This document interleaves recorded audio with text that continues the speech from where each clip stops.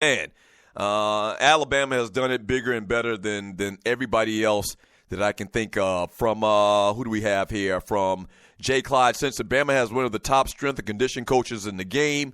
From Al Thompson, Andre, y'all swiped our boy Wilson, defensive tackle, or else OSU would have been number one. And we'll talk about. Matter of fact, I'll go ahead and give out the top 10 right now. Coming in at number 10 was the Clemson Tigers.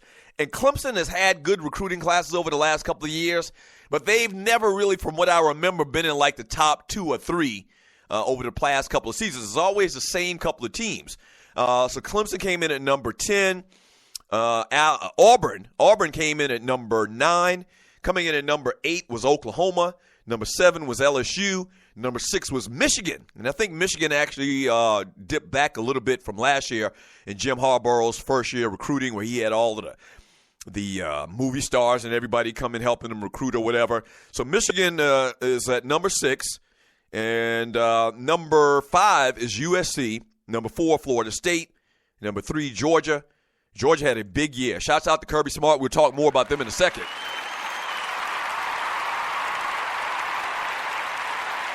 Kirby Smart did it real big.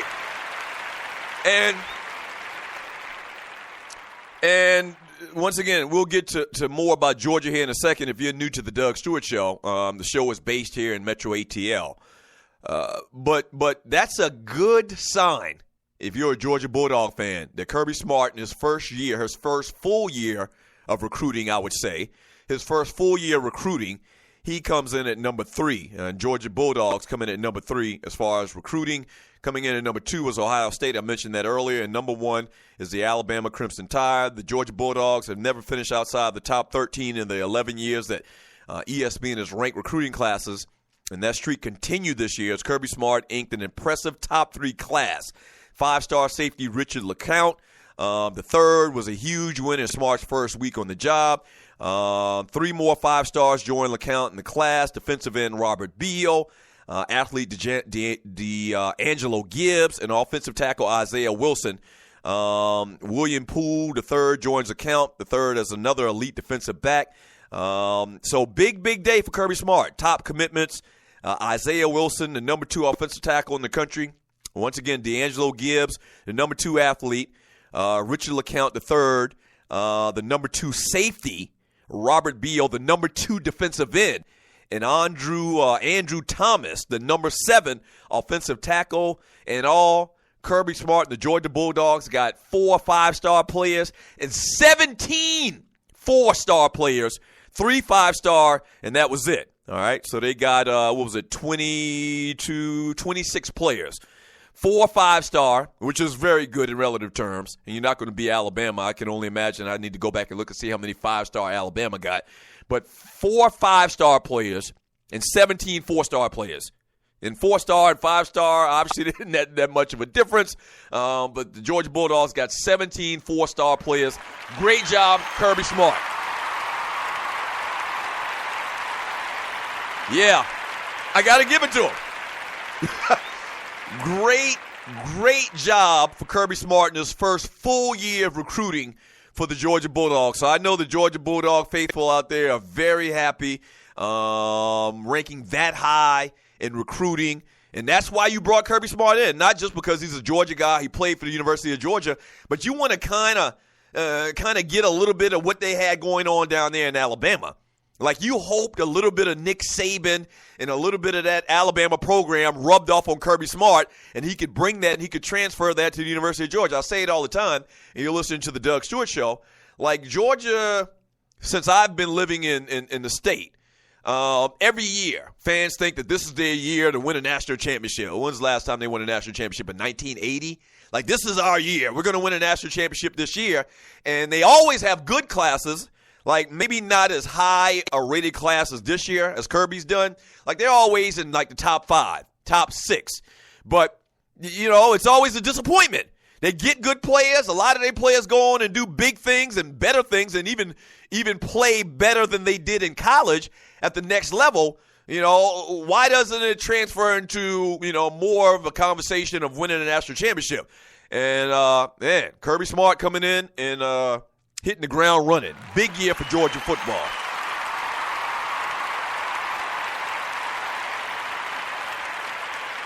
Yeah.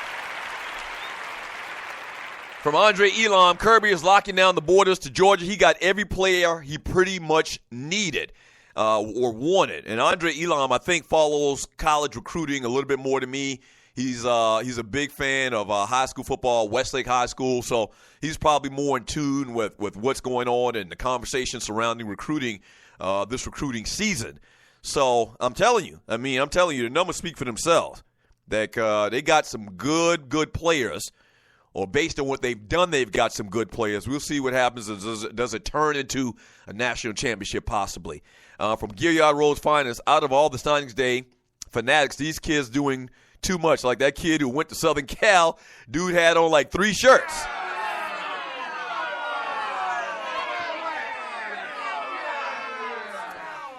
I'm like, dude, come prepared and say who you're going to be, play with, and be done with it. Shaking my head. It's a different day and time, man. It's a different day and time. And I did see the video of that kid that had on a Florida shirt, and he had on a Michigan shirt or whatever, and he peeled each shirt off, and finally he ended up with the Southern Cal shirt on, man. And I don't like that type of stuff. Once again, it's a different time. I mean, hell, what do I know? These kids wear skinny jeans. You know, when they listen to Kodiak Black and Lil Yahtzee. It's a different day and time. Where they wear their hair, what do they call that haircut? The Duke starting 5. It's a different day and time. I don't know. You know what, man? You know what, man? I think I'm gonna try in 2017, man, to just brush off this attitude of these young people, man. I just am, man, because it just bothers me too much. It gets my blood pressure up, I think that's one of the reasons why my pressure was so high last year between Donald Trump and these kids wearing skinny jeans and Lil Yahtzee having the number 1 record in the country. My heart couldn't take it.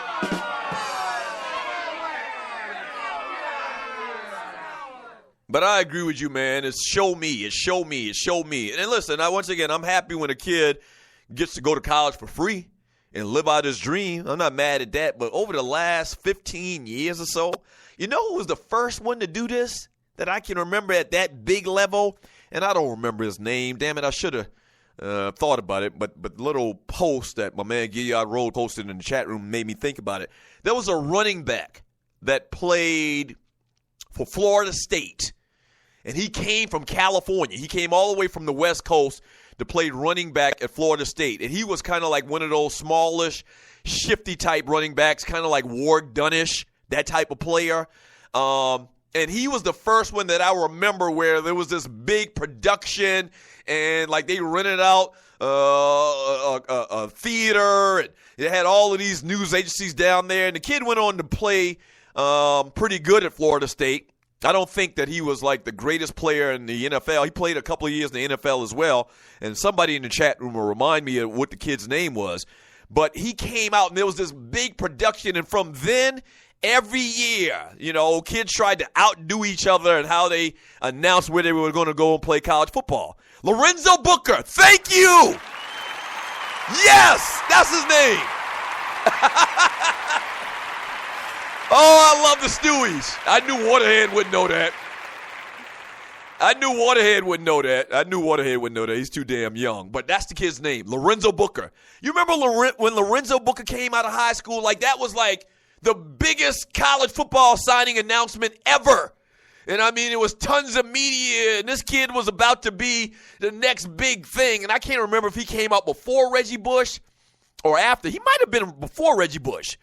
But it was this air that he was going to be the next Warwick Dunn, the next Reggie Bush, or whoever it may be, depending on the time period. And he was good. He was damn good. But he never amounted to Reggie Bush status or to Warwick Dunn status at the time. But, yeah, after that, it seemed like he opened up the floodgates. He opened up the floodgates to showmanship and to having this big production on National Signing Day. And now these kids do all these crazy things, and they have all of these props, and it's just a big, big production.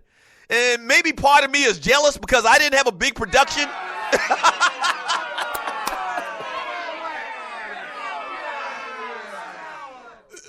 Maybe seeing some inner hate, as they say, because I didn't have a big production. There's no videotape. There's no national coverage of me when I came out of high school. And not just me. I mean, it was to a much lesser degree. I talked about that earlier than it is now. And I think that kid, Lorenzo Booker, from what I can remember, man, was kind of like the first kid where he took it to a new level. And then after that, man, it was just like, once again, they opened the floodgates into all of these kids and National Signing Day, man. From Redland Kirk, Doug, why are you surprised how these 18-year-olds act when you have grown-ass men like Trump acting the way that he does? This is a very good point. We're living in a time, Fessa. You're exactly right. You're exactly right. And once again, they're 18 years old. And you know, another thing that's a part of it as well is this accessibility. And how media and how news is put out there so quickly now with the interweb, with social media. Like, everybody is a news person now. You know, everybody can break a story now. Everybody has a video camera on their phone. Everybody's taking pictures. You can see what happens in Wisconsin or Colorado or California or Minnesota, you know, instantly, live, Facebook Live, you know, Periscope, all of this stuff, man. The coverage is just incredibly different now than it was in 1988 or 1980 or 1975. It's just a different day and time. It's a different day and time. I remember, and you're listening to the Doug Stewart Show, I remember when we had, if you're Greek, you know what I'm saying here, whenever a new line comes out, there's like, you know, it's big news because you're going to see who the new Qs are. You're going to see who the new Deltas are. A lot of times it's, you know, pledging, you know, underground and a lot of stuff like that. And so when a new line comes out, it's a big deal. And when I came out in 1990, when my line came out in 1990, like, there weren't videotapes, there weren't cameras. Like, there's very few pictures that I have today of when we had our coming out show. And it was a big deal. It was hundreds and hundreds of people. Half of the campus was there because we spread the word earlier that day. And so it was a big, big event. But it's not a big event like today. Today, these kids have actual camera crews come out there. They tape pre-coming out show trailers. And, I mean, it's all over YouTube. And it's like a big, big production. And I guess that's what they call technology, man. It's a different day and time.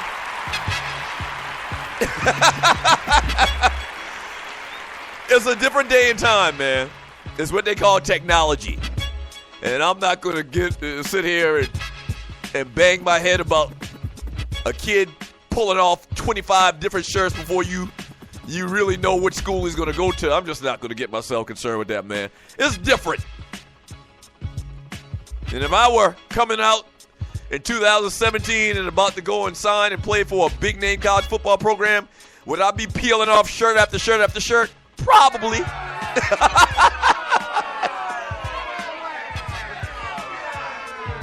Yeah, right. Yeah, so I don't know, man. I don't know. Hey, I tell you what, man. When we get back from the break, let's shift over to the Superbowl LI, okay? When we get back from the break, man, the top storylines for Super Bowl LI. It's already hour number 2. A lot of fun talking about National Signing Day. We'll keep it going. Hour number 2 of the Doug Stewart Show coming up next.